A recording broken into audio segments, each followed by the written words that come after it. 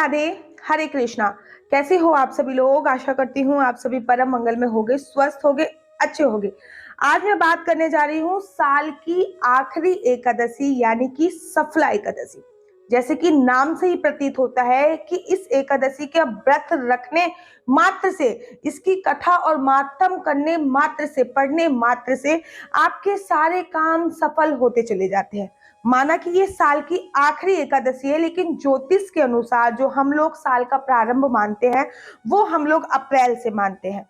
लेकिन ये इस साल की 2022 की आखिरी एकादशी है और इस एकादशी का नाम है सफला एकादशी। जिस एकादशी का व्रत रखने से, इसकी पूजा करने से, विष्णु भगवान की विशेष प्रकार से पूजा अर्चना वंदना करने से, इसकी कथा तथा महात्म पढ़ने से आपके कार्य में आ रही सारी बाधाएं दूर हो जाती हैं। तो सबसे पहले मैं आप लोगों को बता देती हूँ कि एकादशी कितनी तारीख की है। तो एकादशी उदया तिथि के अनुसार 19 दिसंबर की पड़ रही है। चाहे वो इस्कॉन टेम्पल पे हो, चाहे वो राधा वल्लभ जी के मंदिर में हो, बांके बिहारी जी के मंदिर में हो, चाहे वो खाटू श्याम जी के मंदिर में हो, तो जो 11 की तिथि है अर्थात जो एकादशी है वो 19 तारीख को मनाई जाएगी। 19 तारीख को ही इसका व्रत इत्यादि रखा जाएगा। देखिए, वैसे तो 19 तारीख को सुबह सुबह 3:30 बजे के आसपास से एकादशी प्रारंभ हो रही है और सूर्य उदय का जो समय है वो 6:30 से 7 बजे के बीच में है। तो उदया तिथि के अनुसार, अर्थात उदया तिथि क्या होती है, जिस तिथि के अनुसार सूर्य उदय हो रहा होता है उस तिथि में ही व्रत रखा जाता है। तो जो एकादशी व्रत होता है वो 1 दिन का नहीं होता, 2 दिन का नहीं होता, 3 दिन का नहीं होता, 3 दिन का होता है। क्योंकि मैं हमेशा कहती हूँ कि एकादशी व्रत जो है वो त्रिदिवसीय व्रत है, जिसके रूल्स रेगुलेशन 10वीं तिथि से ही प्रारंभ हो जाते हैं।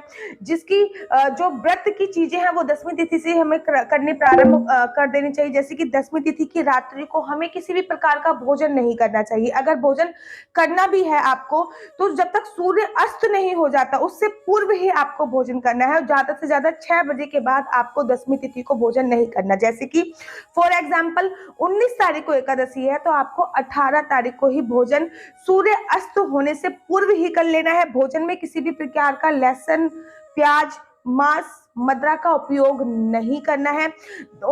10वीं तिथि की रात्रि को ही संपूर्ण ब्रह्मचर्य का पालन बहुत ज्यादा जरूरी होता है। देखिए, जब ब्रह्मचर्य का हम पालन करते हैं ना, वो 24 घंटे पूर्व से प्रारंभ किया जाता है। किसी भी एकादशी में जो ब्रह्मचर्य का पालन किया जाता है वो 24 घंटे पूर्व से करना चाहिए। तो 10वीं तिथि की रात्रि को आपको संपूर्ण ब्रह्मचर्य का पालन करना चाहिए। दूसरी बात, आपको लहसुन, प्याज, मांस, मदिरा का उपयोग नहीं करना चाहिए। आपको अन्न नहीं खाना चाहिए। अन्न में आपको चावल तो बिल्कुल भी नहीं खाने चाहिए, ठीक है। अगर आपका शरीर साथ ना दे तो आप रोटी खा सकते हो, सब्जी खा सकते हो, लेकिन आपको चावल बिल्कुल निषेध होने चाहिए 10वीं तिथि की रात्रि से। बड़े सारे लोग भी ये करते हैं और श्रीधाम वृंदावन के साधु संत भी ये कहते हैं कि 10वीं तिथि का अगर हो सके तो एक समय ही भोजन करना चाहिए, दोपहर के समय, ठीक है। अब बात कर लेते हैं 11 की अर्थात एकादशी की। सुबह सुबह ब्रह्म मुहूर्त में स्नान करना है। मैं हमेशा कहती हूँ 7 नदियों में से किसी भी नदी का जल डाल के आपको स्नान करना है, लेकिन सफला एकादशी है, हर काम को सफल करने वाली एकादशी है। तो अगर आपके घर पे केसर है तो केसर युक्त पानी डाल केसर युक्त पानी से स्नान कीजिए, अर्थात पानी में केसर डालिए। केसर की 1-2 लीफ जो होती है वो डाल दीजिए, उसके बाद आपको स्नान करना है। अगर आप केसर युक्त पानी से स्नान नहीं कर सकते तो केसर के बाद आप जिस चीज का उपयोग कर सकते हैं वो होती है हल्दी, जिससे आपका गुरु ग्रह भी स्ट्रांग होएगा और सफला एकादशी के व्रत रखने का आपको और भी ज्यादा फल प्राप्त होगा। आप पानी में 1 चुटकी हल्दी डाल के जरूर और जरूर स्नान कीजिए। स्नान करने के तत्पश्चात आपको करना क्या है, अपने घर में इत्यादि में गंगा जल का छिड़काव कर सकते हैं, गोमूत्र का छिड़काव कर सकते हैं, यमुना जल का छिड़काव कर सकते हैं। अपने घर को स्वस्थ इत्यादि करने के बाद आपको पूजा के लिए बैठना है। मैं हर एकादशी पे बोलती हूँ कि आपको हर एकादशी पर अपने केश अवश्य धोने चाहिए। बड़े सारे लोग अब होते हैं कि एकादशी पर बाल नहीं धोते या किसी भी व्रत में बाल नहीं धोते। एक बात मैं आप लोगों को क्लियर कर दूं कि व्रत में शारीरिक शुद्धि भी बहुत ज्यादा जरूरी है, ठीक है ना। जो व्रत के 8 नियम होते हैं उसमें आपकी शारीरिक शुद्धि का भी एक नियम होता है, और शारीरिक शुद्धि में केश को धोया जाता है, लेकिन किसी भी केमिकल युक्त साबुन का या फिर शैम्पू का उपयोग नहीं किया जाता। आपको केवल सिंपल सा पानी डाल के अपने केश को धोना होता है। मुख की शुद्धि बहुत ज्यादा होती है। मुख की शुद्धि में ये नहीं आपने कोलगेट लिया और मंजन आप ये मंजन कर रहे, नहीं। मुख की शुद्धि में आपको 12 बार कोलगेट करनी है, मतलब मुंह में पानी डाल के ऐसे करके 12 बार करना होता है, तब आपकी मुख की शुद्धि होती है। उसके बाद आपको अपनी नाभि की शुद्धि करनी चाहिए, और नाभि की शुद्धि के लिए भी नाभि में पानी डाल के आपको गोल गोल घुमाना चाहिए। लास्ट में आपको गुदा द्वार की शुद्धि करनी चाहिए। ये सब बातें आपको पता ही है। अच्छा, बड़े सारे लोग कॉन्स्टिपेशन का शिकार रहते हैं, जिसको कब्ज भी बोलते हैं। तो व्रत रखने से पूर्व आपका पेट भी क्लीन होना बहुत ज्यादा आवश्यक होता है। ऐसा भी मैंने पढ़ा है, 8 नियमों में एक पेट की शुद्धि भी बहुत बहुत ज्यादा जरूरी होती है, ठीक है।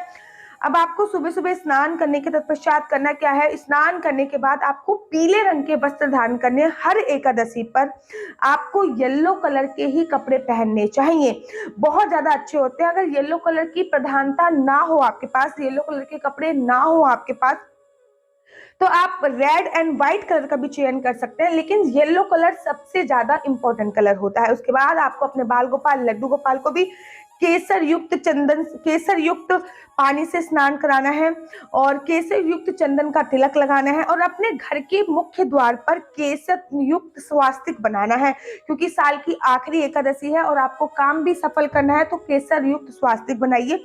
अच्छा, केसर ना हो तो आप साबुत हल्दी या फिर हल्दी का उपयोग भी कर सकते हैं, ठीक है ना। ये बड़े सारे लोग बोलेंगे कि दीदी हमारे पास केसर नहीं है, हम क्या करें, का उपयोग बताया है, ठीक है। उसके बाद आपको अपने बाल गोपाल, लड्डू गोपाल को स्नान कराना है, और व्रत का संकल्प लेना है।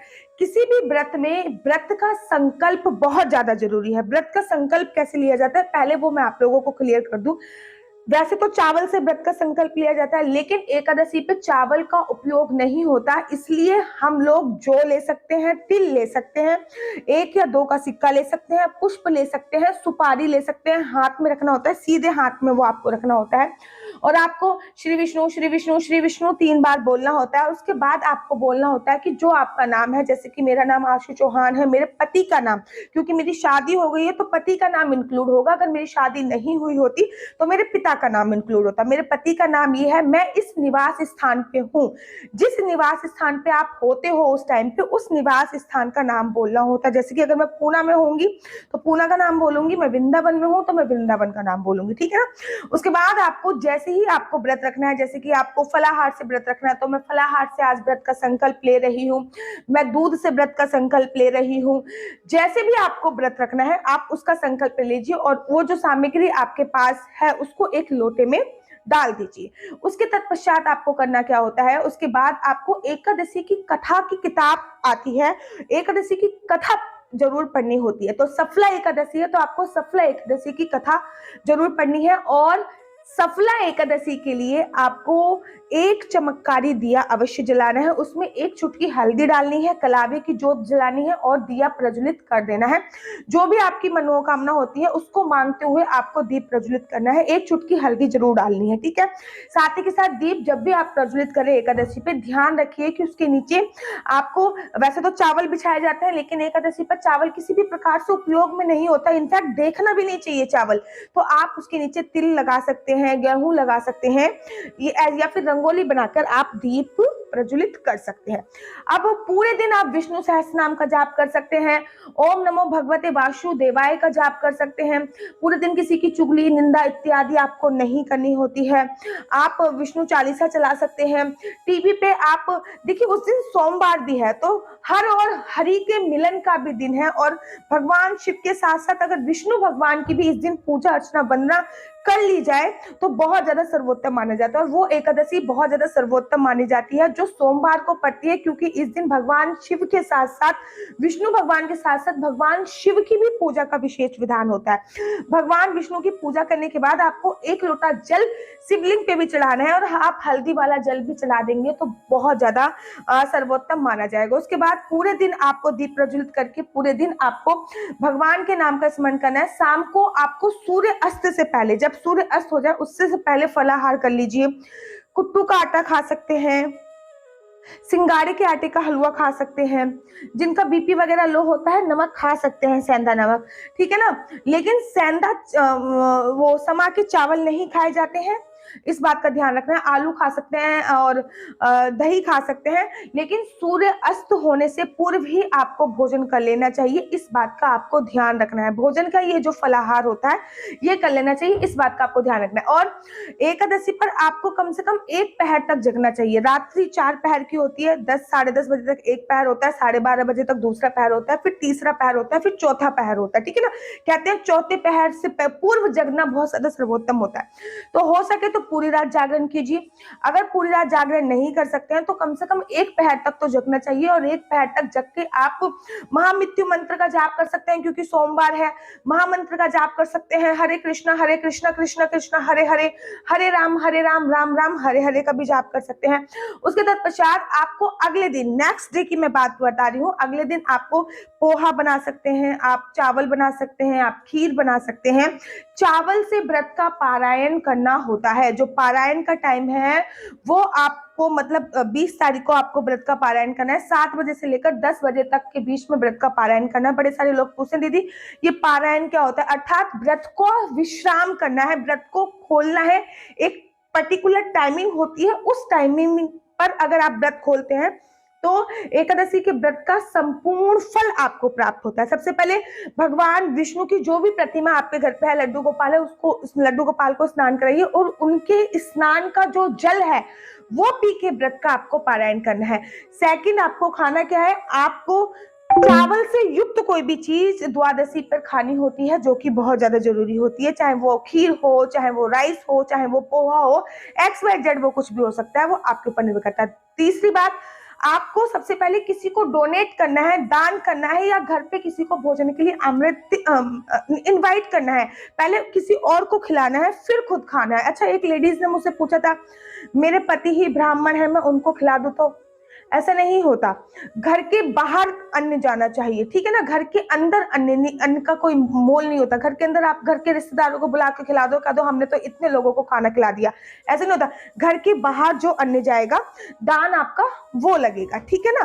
जैसे कि कहते हैं शादी से पहले की जो घर की जो लड़कियां होती है, शादी से पहले उनका कोई दान नहीं, लेकिन शादी के बाद हम जब लड़कियों को देते हैं तो वो दान लगता है, ठीक है।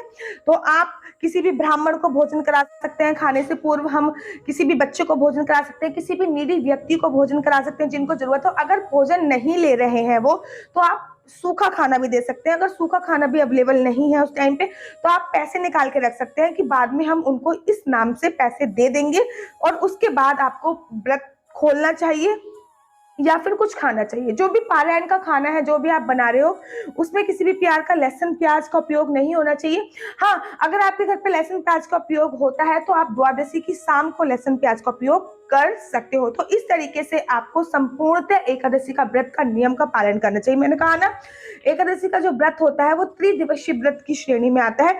10वीं तिथि की रात्रि से रूल्स रेगुलेशन प्रारंभ हो जाते हैं और द्वादशी तिथि तक रहते हैं। शुक्ला एकादशी के व्रत रखने मात्र से सभी प्रकार के जो कार्य में बाधाएं आ रही होती हैं वो दूर हो जाती है। शुक्ला एकादशी पे मनोकामना पूर्ण एक अखंड ज्योत आपको अवश्य जलानी चाहिए, और हर काम में सफलता के लिए आपको घर के मुख्य द्वार पे 2 दिए जलाने हैं, उसमें भी थोड़ी थोड़ी हल्दी डालनी है। माता तुलसी पर 1 दिया जलाना है। माता तुलसी की आपको परिक्रमा 4 अवश्य करनी होती है। उस दिन तुलसी नहीं तोड़ी जाती, इस बात का ध्यान रखना होता है।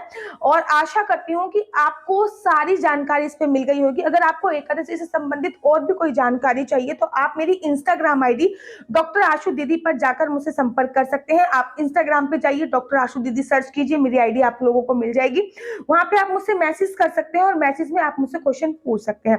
आशा करती हूँ कि आप लोगों को मेरी वीडियो अच्छी लगती होगी। अगर आप लोगों को मेरी वीडियो अच्छी लगती है तो आप अपना यूट्यूब चैनल हरि बोल को लाइक शेयर सब्सक्राइब करना बिल्कुल भी मत भूलिए। तब तक के लिए मुझे दीजिए इजाजत। राधे राधे, हरे कृष्णा।